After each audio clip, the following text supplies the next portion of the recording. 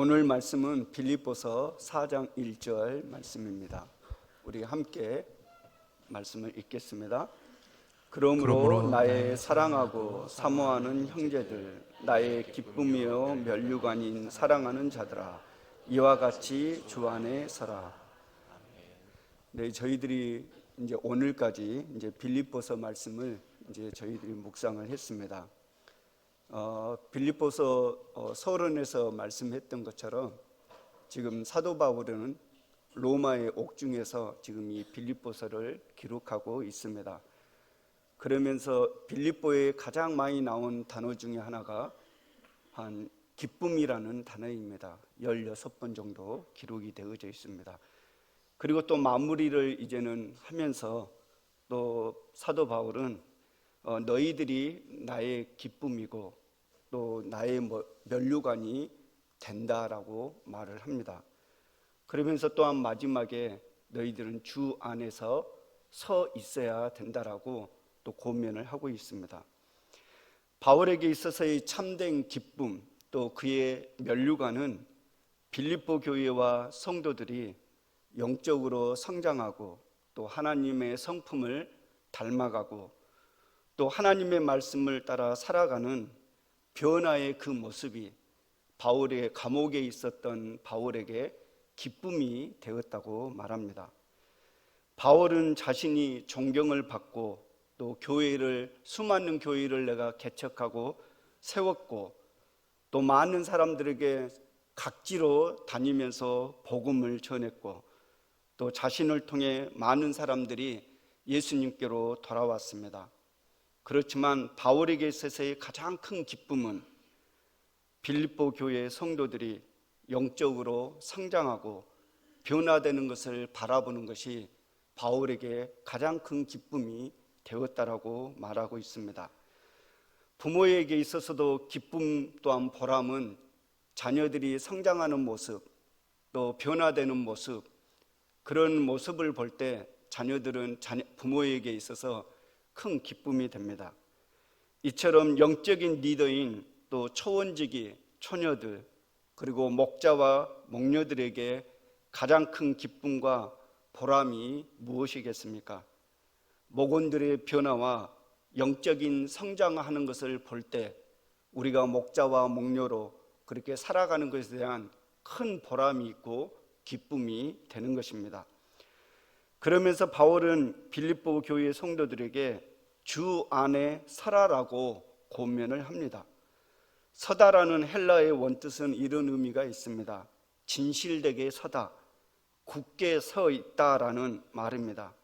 이 말은 전쟁 중에 적의 공격을 받으면서도 초소에 굳게 서 있는 모습을 상징하는 그런 표현이 주 안에서 서다라는 의미가 있는 것입니다.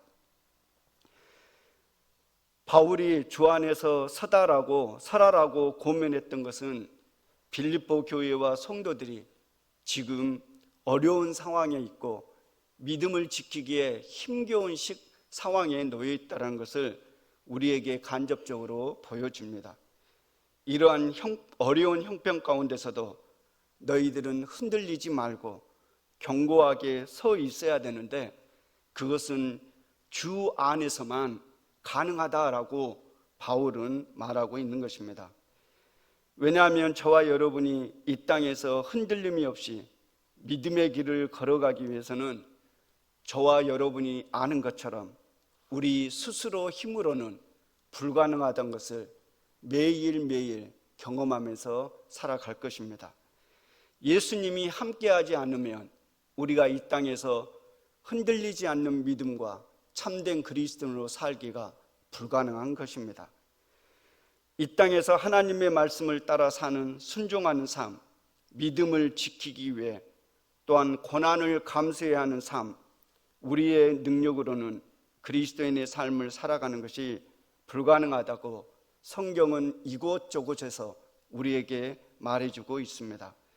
그래서 바울은 빌립보 성도들에게 주 안에서 굳게 서 있어야 된다라고 권면을 하고 있는 것입니다. 주 안에 서라라는 표현은 성경에서 다양하게 표현을 해줍니다.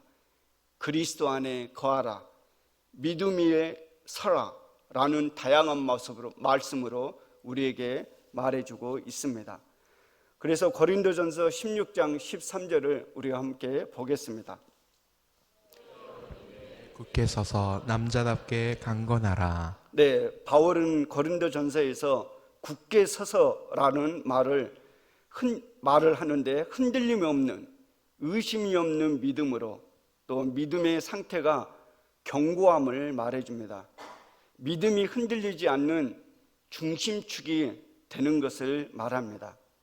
그래서 우리가 볼 때 거센 바람이 우리에게 몰아치는 그런 나무가 있을 때 깊은 뿌리를 내리는 나무처럼 너희들은 흔들리지 않는 견고한 믿음이 저와 여러분의 삶의 힘겨움을 이겨내게 하는 능력이 된다라고 사도 바울은 말하고 있는 것입니다. 탐험가들이 북극을 자주 탐험을 했습니다. 근데 문제는 갈 때는 가지만 돌아올 때는 방향 감각이 없기 때문에 많은 사람들이 조난을 당하고 죽음을 맞이했습니다. 그런데 한 탐험가는 출발선에 든든한 나무 한 기둥을 땅에 박고 끈을 기둥과 자신의 몸에 묶어서 이제는 점점 멀리 북극을 탐험하게 됐습니다. 그래서 그 줄을 잡고 다시 돌아오면 자기가 땅에 박았던 그 기둥으로 돌아와서 살게 되었던 그런 탐험가의 이야기를 들어본 적이 있습니다. 나무 기둥이 그가 살게 되는 중심축이 되었던 것입니다. 예수를 믿는 믿음이 저와 여러분의 인생의 중심축이 되어 살아간다면 수없이 밀려오는 우리의 삶의 힘겨움과 아픔과 위기와 유혹을 넉넉히 이겨내는 능력이 된다는 것입니다. 그래서 여기에 보게 되면 강건하라라는 말은 능동태형이 아닙니다. 수동태 명령형입니다. 이것은 그리스도인이 갖는 신앙의 힘이 저와 여러분의 타고난 육체적 힘에 있는 것이 아니라 하나님으로부터 받는 영적인 힘으로부터 온다라는 것을 말합니다. 그 강건함이 예수 그리스도 안에서 나온다고 바울은 고린도 교회와 빌립보 교회 성도들에게 힘있게 말하고 있는 것입니다. 예수 그리스도의 은혜를 힘입을 때, 예수 그리스도와 함께할 때 모든 삶의 위기를 넉넉히 이겨낼 힘이 하늘로부터 우리에게 주어진다는 것이 성경의 가르침입니다. 그래서 사도 바울은 디모데후서 3장 1절에 이렇게 말씀합니다. 함께 읽겠습니다. 내 아들아, 그러므로 너는 그리스도 예수 안에 있는 은혜 가운데서 강하고. 에베소 6장 10절 말씀입니다. 함께 읽겠습니다. 끝으로 너희가 주 안에서와 그 힘의 능력으로 강건하여지고. 그리고 여호수아 1장 9절을 읽겠습니다. 강하고 담대하라. 두려워하지 말며 놀라지 말라. 내가 어디로 가든지 내 하나님 여호와가 너와 함께 하느니라 하시니라. 디모데후서에서는 예수 그리스도 안에서 은혜 가운데 강하라라고 말씀하고 있는 것입니다. 그리고 에베소서에는 그의 그 힘의 능력으로 너는 강력한 믿음의 힘을 가질 수 있다라고 말합니다. 그리고 여호수아에게는 내 하나님 여호와가 너와 함께하고 있다. 그러니까 두려워하지 말고 담대하라라고 말씀하고 있는 것입니다. 모든 두려움을 이겨내는 능력이, 담력이 하나님과 함께할 때 저와 여러분에게 주어진다는 것이 성경이 우리에게 말씀해주고 있는 것입니다. 그러므로 위 성경 구절에 보면 한결같이 우리의 삶에 위기가 오고 어려움이 닥칠 때 회피하고 원망하고 내 힘으로 해결하지 말고 오히려 하나님의 은혜를 구하고 더욱 힘써 하나님께 나아가 엎드리고 간절하게 하나님을 찾으면 우리의 삶 가운데 직면하는 모든 삶의 위기와 어려움과 아픔을 이겨낼 수 있게 되는 능력을 얻게 될 것이라고 성경은 저와 여러분에게 가르치고 교훈을 하고 있는 것입니다. 사랑하는 성도 여러분, 어려운 시험을 당하고 계신 분들이 있습니까? 힘겨운 싸움을 싸우고 계신 분들이 있습니까? 마음에 소원이 있지만 지속적으로 실패되는 그런 아픔이 있고, 믿음의 싸움으로 인해서 또한 어려움을 당하고 계신 분들이 있습니까? 흔들림 없이 굳게 설 수 있는 능력이 예수 그리스도 안에 있고 그분으로부터 온다는 것을 알고 흔들림이 없이 강건한 믿음을 가지고 두려움 없이 담대하게 오늘을 살아가는 성도님들이 다 되시기를 주님의 이름으로 축원합니다. 기도하겠습니다. 하나님 아버지, 이 아침에 우리에게 말씀을 주신 것을 감사합니다. 혼란스러운 이 시대 속에 하나님 아버지, 우리가 흔들리지 않고 살아갈 수 있는 중심축이 예수 그리스도 안에서 갖는 믿음이란 것을 우리에게 가르쳐 주신 것을 감사합니다.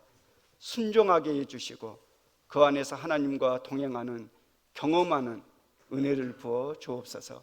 감사드리며 예수 그리스도의 이름으로 기도하옵나이다. 아멘.